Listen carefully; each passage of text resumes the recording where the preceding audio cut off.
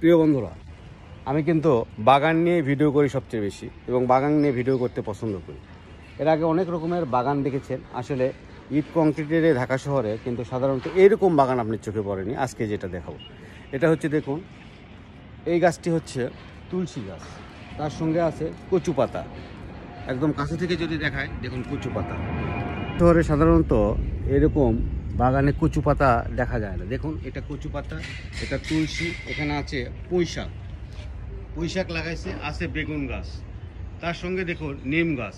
আসলে এইরকম বাগান আসলে আমি ঢাকা শহরে কখনো চোখে পড়েনি, যে এত সুন্দর, মানে যে সবজি দিয়ে বাগান করা যায় বাড়ির সামনে।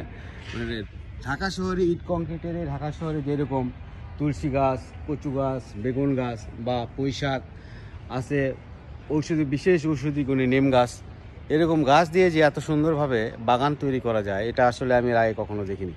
আসলে আমার ভীষণ ভালো লেগেছে বাগানটি দেখে। আসলে বাগান করতে হলে বাগানের মাঝে এরকম যদি আমরা শস্য জাতীয় গাছ লাগাই তাহলে কিন্তু বেশ ভালো লাগে। ঔষধি সব গাছ এখানে আছে। এই বাগানটি আসলে ভীষণ ভালো, আমার ভীষণ ভালো লেগেছে। ধন্যবাদ সবাইকে। আল্লাহ হাফেজ।